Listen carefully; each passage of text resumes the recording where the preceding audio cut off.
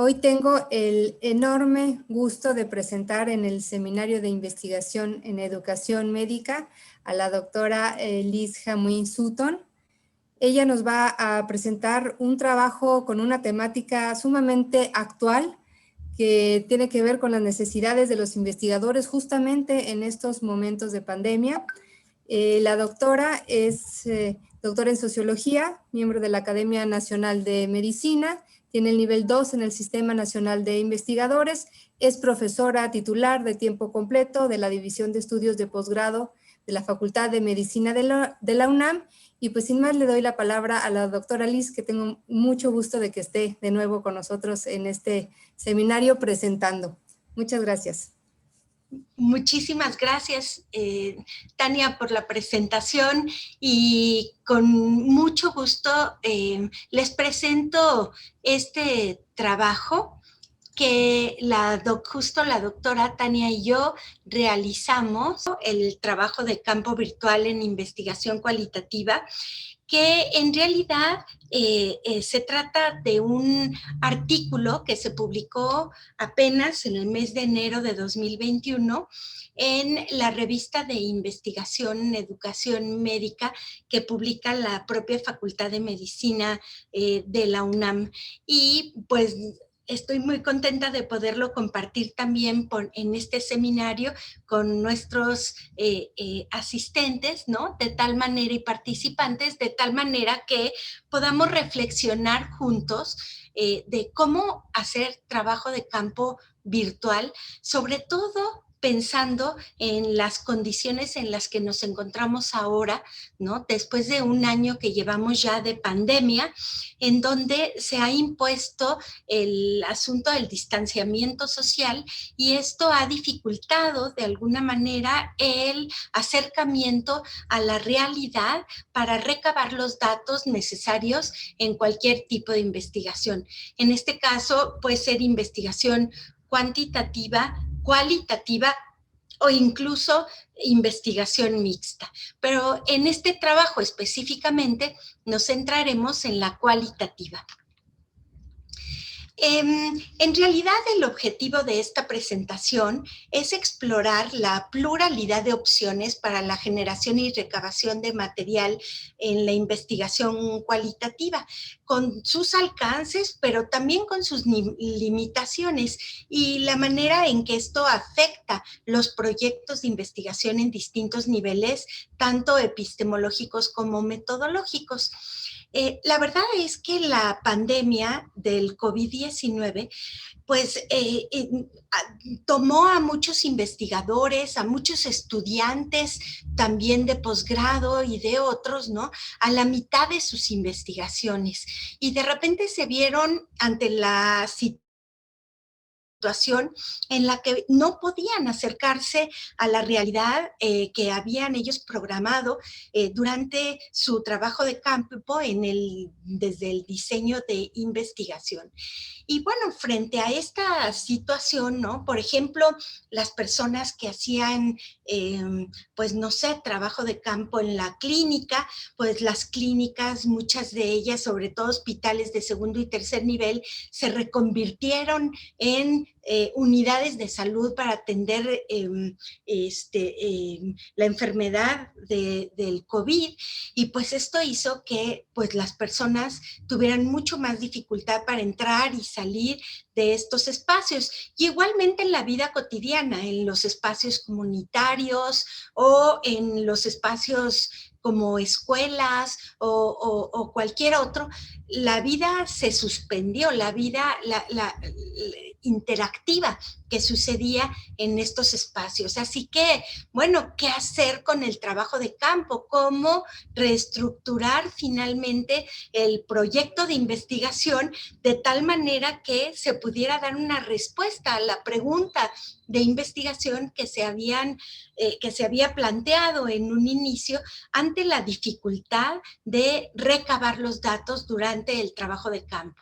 Eso es lo que motiva en un momento dado la reflexión en este artículo sobre cómo seguir adelante, qué hacer y qué opciones finalmente pueden existir en este sentido.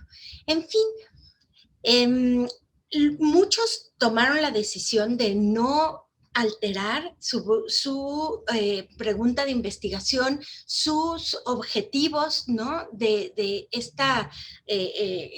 sus propios proyectos, de tal manera que lo que sí tendría que verse modificado es lo que tiene que ver con el diseño de investigación específicamente. Entonces, el gran reto es cómo pasar de lo presencial a lo virtual en estos proyectos de investigación. En los estudios cuantitativos, generalmente se diseñan los instrumentos, se cuidan mucho las variables de estos instrumentos, ya sea para hacer mediciones biomédicas o ya sea para realizar encuestas, y una vez que estos instrumentos están listos, se toma en cuenta la muestra, a quién van a ser los participantes, a quienes se les va a aplicar este cuestionario, etcétera, ¿no? Se toma en cuenta los procedimientos, se toman en cuenta también las cuestiones éticas que tienen que ver con esto y se aplica. Y una vez aplicado, pues ya no hay de nuevo contacto con el trabajo de campo, sino que viene la fase del análisis de los datos, que generalmente utilizan recursos estadísticos para poder dar cuenta de el estudio, ¿no? Y encontrar tal vez la posibilidad de generalizar los datos y de que estos sean representativos de una población específica. En el caso de los estudios cualitativos, esto no es así. Normalmente hay un primer diseño de investigación, efectivamente, hay un contacto con el contexto y con la realidad y el fragmento de realidad que se pretende estudiar, pero el diseño es flexible, es decir, podemos ir y venir de los conceptos, de el sistema de relaciones conceptuales que uno construye, y podemos ir a la realidad, recabar los datos, volver a analizarlos, regresar a la realidad de nuevo para encontrar nueva información, y este ejercicio de ir y venir puede ser diverso y puede estar presente durante la investigación. Lo que sí es deseable es que la pregunta de investigación inicial se conserve y que los objetivos no cambien demasiado, y ya la parte metodológica puede ir y venir y ser un tanto más flexible. En realidad, en los estudios mixtos es donde la complejidad es mayor, porque ahí tenemos que hacer converger la parte cuantitativa, que implica tener muestras más amplias, que implica procedimientos más, digamos, numéricos generalmente, ¿no? Mientras que en los estudios cualitativos las muestras son más pequeñas, y más que la representatividad, lo que se busca en los estudios cualitativos más bien es la profundidad del fenómeno, encontrar el sentido, encontrar el porqué de las cuestiones que suceden en un momento y en un tiempo específico, ¿no? Y que de alguna manera pueden explicar el tema que a nosotros nos interesa ubicar en este sentido, ¿no? Entonces, sin duda tiene grandes desafíos el estudio mixto, pero pues no es imposible de realizar, y la riqueza puede ser grande, ¿no? Tanto en la dimensión cuantitativa como cualitativa que pueda aportar ese estudio.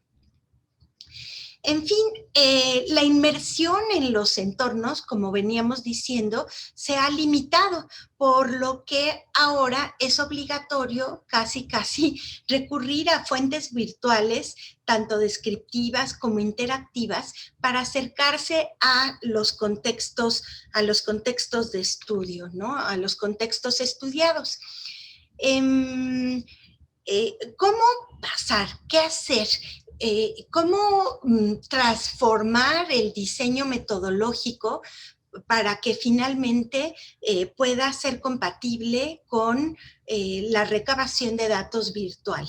Entonces, en la primera parte que podríamos ver es, y que hay transformaciones fuertes, es cómo poder acceder a los sujetos participantes, cómo comunicarnos con ellos cuando no existe posibilidad de un encuentro físico cara a cara.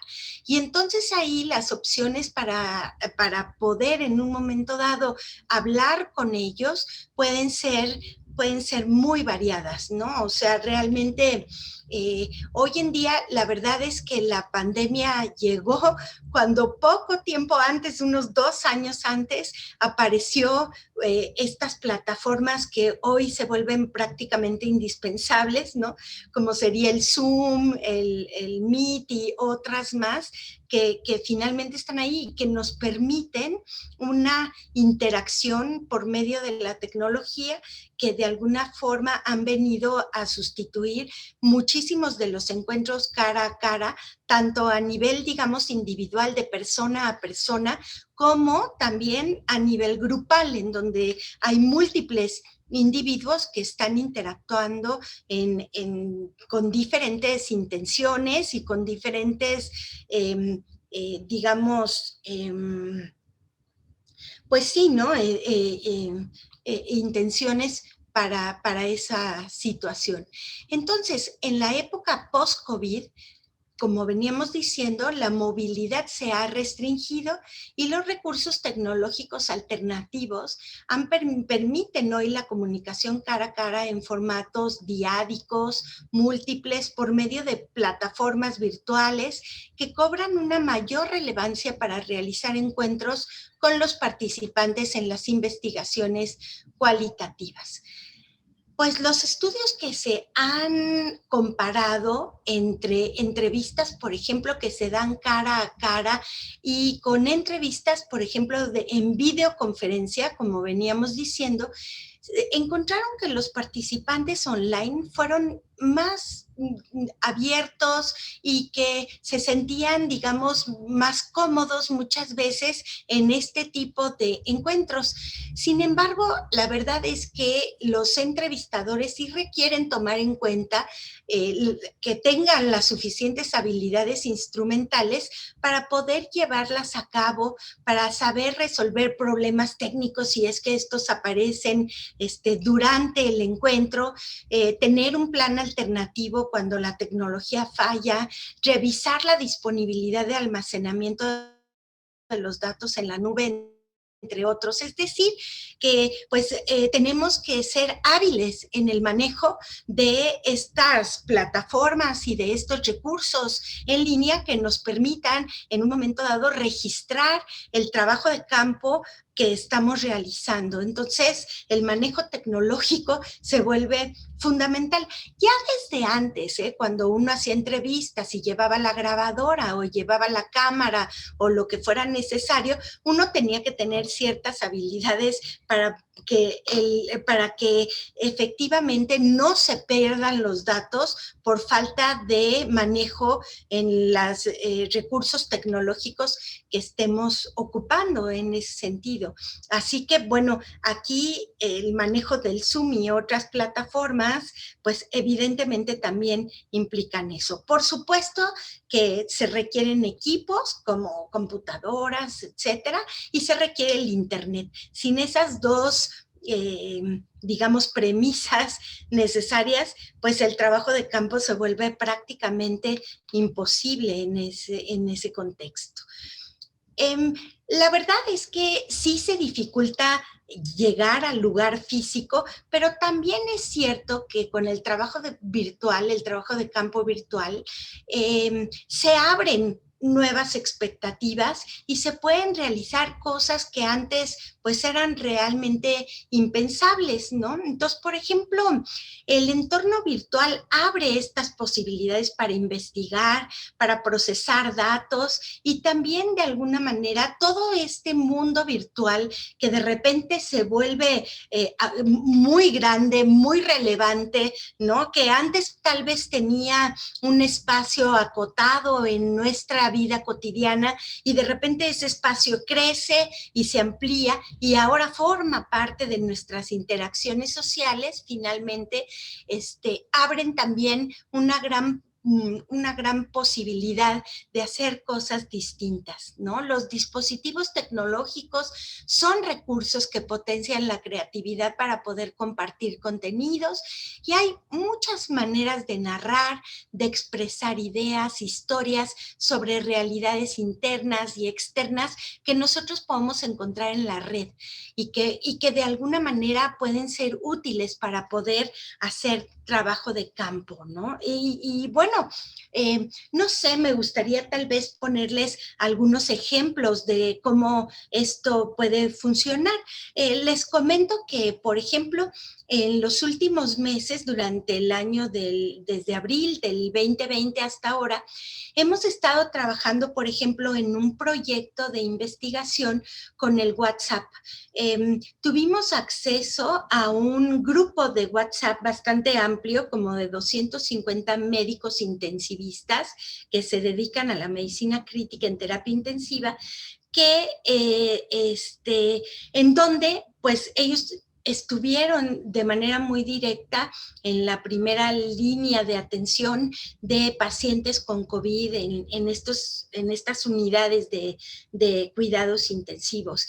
Y bueno, la verdad es que el intercambio comunicativo que se dio durante estos meses en el WhatsApp de estos médicos, pues es bastante interesante para entender cómo lidian con la incertidumbre, de qué manera las comunicaciones entre colegas ayudan a resolver tanto necesidades de conocimiento e información como necesidades prácticas en la reconversión hospitalaria, por ejemplo, que se dio para la atención de pacientes COVID, como por ejemplo en una dimensión personal, familiar, individual, de lidiar con pues el contagio y la amenaza todo el tiempo de la muerte, ¿no? Entonces, pues fue un estudio interesante, un análisis. Los intensivistas están repartidos por toda la República Mexicana, de tal manera que lo que nosotros vimos es que un nodo tecnológico como puede ser el WhatsApp tiene un potencial enorme para poder influir en la realidad local que todos estos médicos estaban viviendo día a día en un contexto de altísima incertidumbre sobre la propia enfermedad y sobre la práctica hospitalaria para poder enfrentarla. Así que solamente es como un ejemplo de cómo el trabajo de campo virtual puede ser enormemente rico y puede dar cuenta de las transformaciones sociales, digamos, del sistema de salud y de otros aspectos que tienen que ver con este vínculo que en un momento dado se puede establecer entre la realidad local y el mundo virtual, que de alguna forma influye directamente en las prácticas en este caso, de los médicos intensivistas. Entonces, sí, hay muchas maneras de investigar, hay muchas maneras de narrar, de expresar ideas, de organizar la realidad de manera distinta para poder encontrar el sentido y poder aportar en esta realidad que estamos viendo. Por supuesto que hay nuevos productos del quehacer investigativo. Poco a poco las estructuras académicas irán dando paso, ¿no?, a otro tipo de productos, a diferentes planteamientos, digamos, en las tesis y a dar cuenta de otras maneras de establecer, digamos, o de dar la o de hacer investigación, ¿no? Por supuesto que habrá que cuidar el rigor metodológico, que es el que confirma la calidad de un trabajo bien hecho, ¿no? En el ámbito científico, y también, pues, tendremos que repensar de alguna forma los parámetros de evaluación de la propia investigación en este caso, ¿no? Así que, eh, tenemos que tener una mente abierta porque los parámetros con los que nos manejábamos hace un año ya no son los mismos parámetros con los que finalmente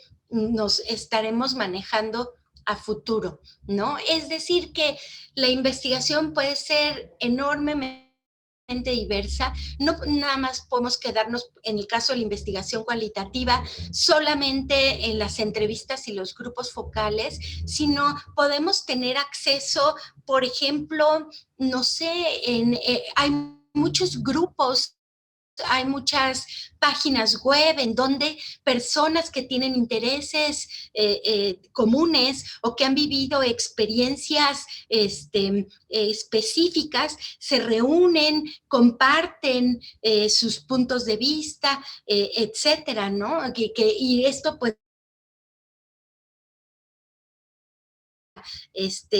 narrativa en una riqueza de comprensión de las cosas muy distinta a lo que ahora tenemos, ¿no? Por ejemplo, hay una estudiante de doctorado que está haciendo un proyecto de investigación, por ejemplo, sobre personas intersexuales, y bueno, acceder a ellas era muy difícil hasta que finalmente descubrieron que había un espacio virtual en donde estas personas se comunican y relatan sus experiencias, relatan sus historias, y esto es mucho más rico que cualquier entrevista que en un momento dado el investigador pueda hacer. Además, tiene la peculiaridad de que el investigador no necesariamente está presente generando la información, sino que está recuperando información que ya está en la red para poder en un momento dado procesarla,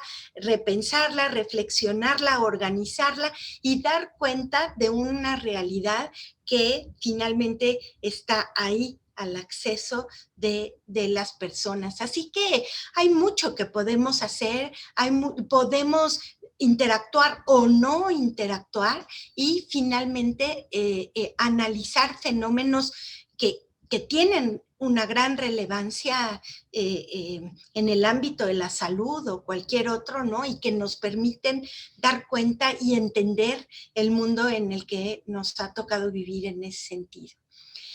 Pues todo esto nos lleva finalmente a repensar qué es el trabajo de campo virtual y qué, digamos, qué implicaciones ontológicas, epistemológicas, estéticas, éticas tiene este cambio que se está dando con respecto al trabajo de campo virtual. Y bueno, con respecto al tema de la ontología, la verdad es que la investigación cualitativa en la era post-COVID sí es distinta. Es decir, lo que nosotros vemos ahora es a personas en la pantalla, no a personas en vivo, de carne y hueso. Y eso de alguna manera influye en la manera en cómo percibimos al otro. Es decir, que finalmente son comunicaciones mediadas por la tecnología y el cuerpo no está presente. Lo que se mira es una imagen dinámica de uno mismo y de los demás. Es decir, estamos interactuando a partir de una representación de uno mismo y de una representación del otro o los otros con respecto a esto. Y esto tiene implicaciones identitarias, es decir, esto en un momento dado tiene que ver con cómo me veo a mí mismo y cómo soy reflejado en un espejo o en una pantalla, ¿no? Y bueno, trae un cambio importante en la manera en que una persona se ve a sí misma, porque normalmente antes interactuábamos sin estar conscientes de nuestros movimientos, de nuestras gestos, expresiones, etcétera, ¿no? Y ahora pues resulta que nos tenemos que quedar encuadrados en una pantalla y tenemos que controlar bastante nuestros gestos, lo que decimos, la manera en que hablamos, etcétera, lo que muchas veces quita la espontaneidad que antes teníamos. Y bueno, pues lo mismo pasa con las otras personas. Lo que sucede en una interacción entre dos o más personas es muy grande, ¿no? Eso es importante y hace que nosotros nos repensemos como personas y nos proyectemos hacia otros de una manera distinta, ¿no? Entonces, desde el punto de vista ontológico, esto, digamos, es importante. Si pensáramos, ¿no? Como yo decía, en la representación del yo en la pantalla, esta nueva experiencia posibilita o no la libertad de expresión. Hay quienes disfrutan de su propia imagen o quienes prefieren evitar ser observados, cierran las cámaras en sus plataformas interactivas, por ejemplo, en situación de clase, ¿no? En una situación, digamos, pues sí, de profesor-alumno, ¿no? En el aula. Las reacciones pueden ser diversas y dependen del carácter de cada individuo. Lo cierto es que las modalidades del yo se pluralizan y es importante considerar en el transcurso de la investigación cualitativa esta representación virtual de los participantes, ¿no? Hay que leer al otro a través de la pantalla. Ahora, desde el punto de vista epistemológico,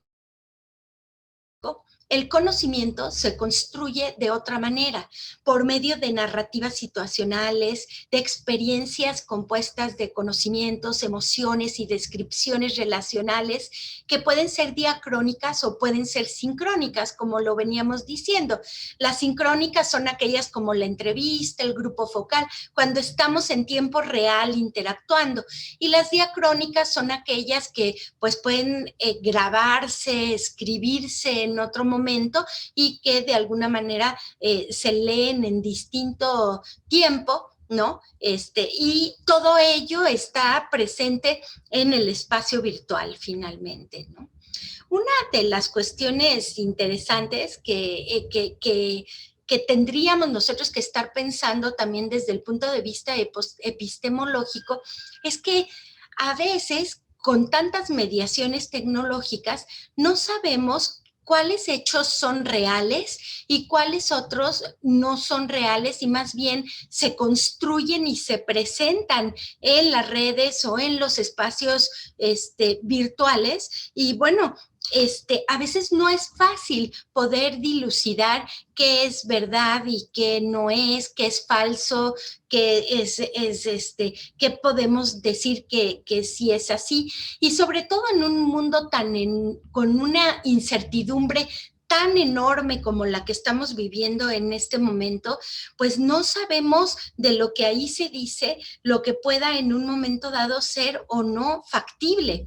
Y eso hace que la ficción y la no ficción tengan una frontera muy porosa que no sabemos distinguir bien a bien hasta dónde puede llegar una realidad de la cual conocemos muy poco, ¿no? Y entonces, bueno, pues epistemológicamente poder tener la capacidad de discernimiento para entender lo real de lo que no lo es, pues es un desafío importante que tanto los investigadores en este caso como todas las personas que tenemos acceso al espacio virtual estamos en ese dilema. Entonces, bueno, pues la confiabilidad es algo difícil de construir, pero no imposible. Entonces, tendríamos que ver específicamente en el tema de investigación al que nos estamos refiriendo,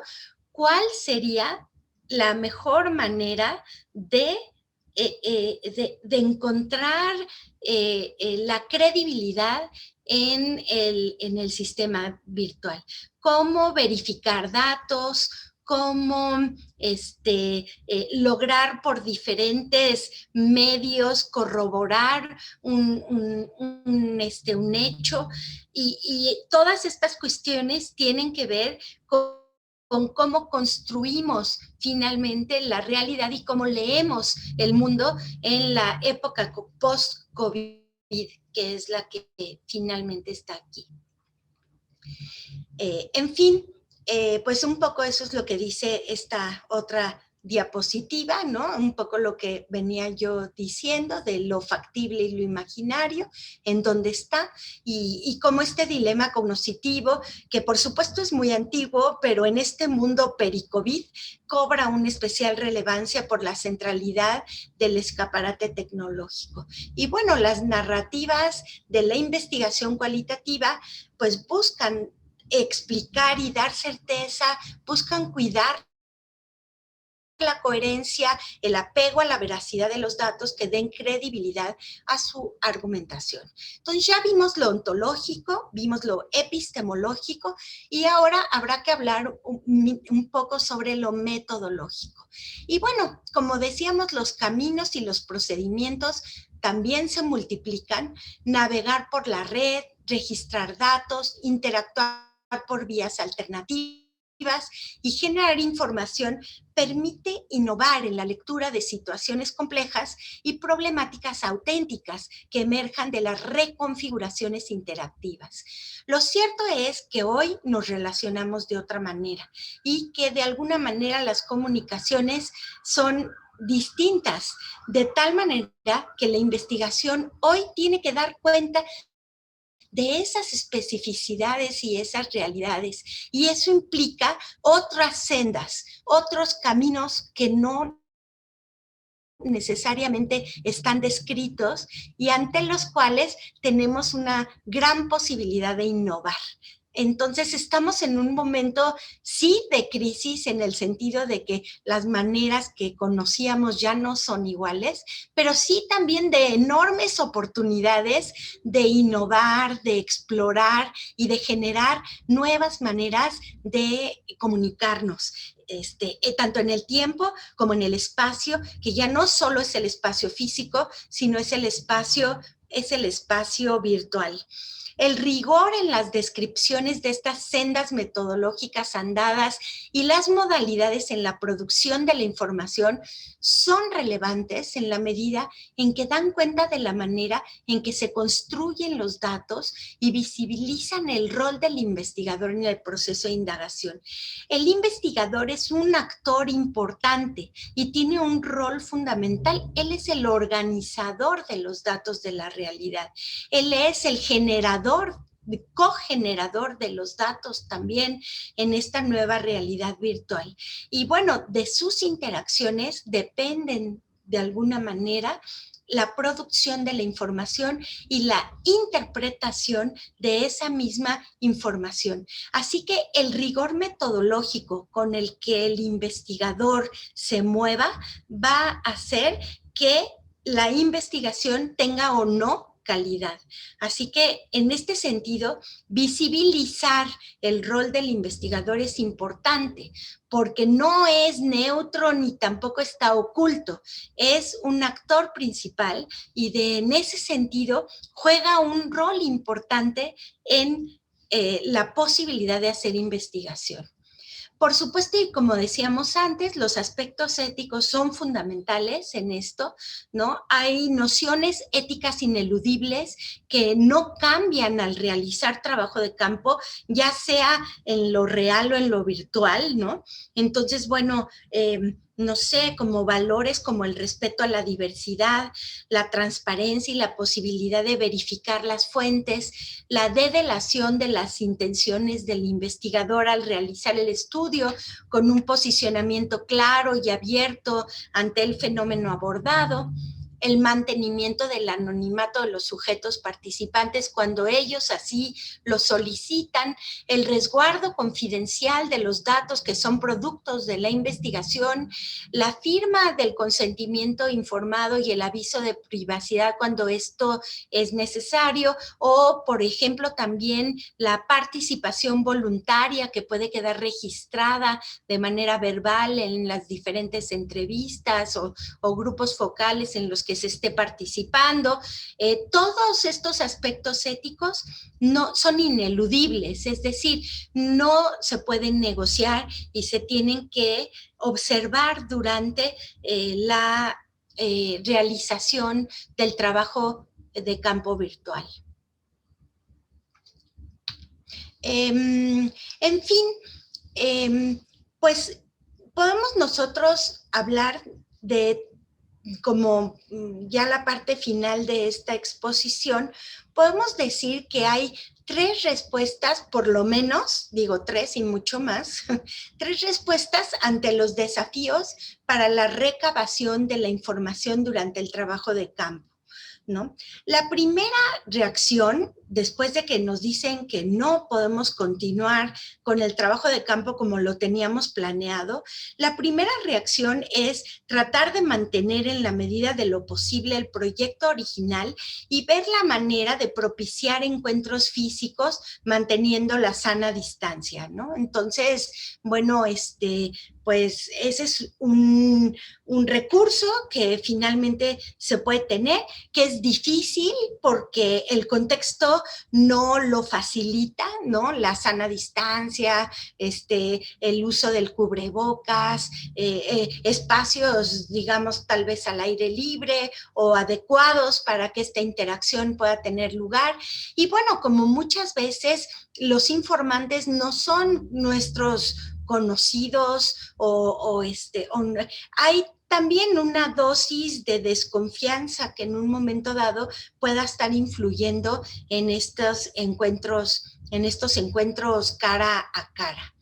Pues la segunda opción sería entonces trasladar los encuentros presenciales al espacio virtual. Entonces, si alguno iba a hacer alguna entrevista o tal vez se iba a hacer algún grupo focal, pues entonces se concerta la reunión en Zoom o por otro tipo de espacios y pues finalmente se tiene, se hace. Esto tiene grandes ventajas porque cuando uno está por Zoom o de otra manera, tiene esa gran posibilidad de poder grabar el encuentro y de poder incluso repetir muchas veces la entrevista, ¿no? Para hacer si se quiere transcribir o si se quiere en un momento dado tomar notas en un diario de campo sobre la experiencia que en un momento dado se tuvo en este encuentro virtual, pues eso también es una de las ventajas que presenta el poder trasladar los encuentros presenciales al espacio virtual. Tal vez se pueda perder un poco de espontaneidad y tal vez, pues, por lo menos en los primeros momentos del encuentro, pudiera haber como esta cuestión de tensión en el diálogo, pero pues eventualmente es un recurso que está ahí. Y bueno, sin duda la tercera opción que podemos hacer es salirse de la caja de lo que siempre se ha hecho para pensar en nuevas modalidades investigativas y crear narrativas en formatos innovadores utilizando tecnologías versátiles. Y pues eso es lo que se abre con este nuevo momento, digamos, en la historia, pues en la historia del mundo, ¿no? Bienvenidos al siglo XXI, y en la historia también de la investigación sociomédica, ¿no? Que es la que nosotros hacemos y que de alguna manera tiene que ver pues con esto.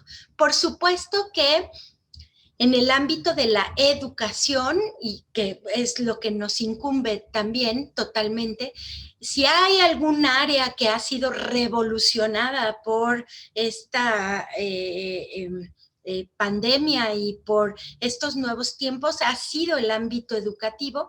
Así que todo esto que yo les he platicado, por supuesto que tiene una aplicación muy clara en el ámbito de la educación y muchos de los encuentros, muchos de los ejercicios educativos, de las prácticas que suceden y que se han trasladado al espacio virtual son, por supuesto, hay temáticas interesantísimas en estos espacios que se pueden indagar, que se pueden investigar y que nos darán mucha información y mucha luz sobre, pues, cuáles son las grandes ventajas y las grandes, digamos, también desventajas que podemos encontrar en este tipo de nuevas prácticas educativas ante las que nos estamos encontrando. En fin, pues agradezco muchísimo su atención y espero que podamos intercambiar puntos de vista sobre estos temas que sin duda son novedosos y son apasionantes y pues con muchísimo gusto abiertos al diálogo. Gracias. Muchísimas gracias a la doctora Liz Jamuy por esta presentación sobre el trabajo de campo virtual en investigación cualitativa. Yo también estoy segura que este viernes 5 a las 9 de la mañana nos vamos a ver de manera síncrona para poder dialogar, para poder abrir dudas, comentarios y compartir las experiencias que ya hemos tenido en este sentido. No nada más para mejorarlas, sino como decía al final de la presentación, para innovar y pensar más allá, fuera de la caja, qué otras cosas y cuántas cosas se pueden hacer para obtener los datos y para hacer investigación en esta nueva modalidad y en esta nueva realidad. Muchísimas gracias y nos vemos el viernes 5 a las 9 de la mañana.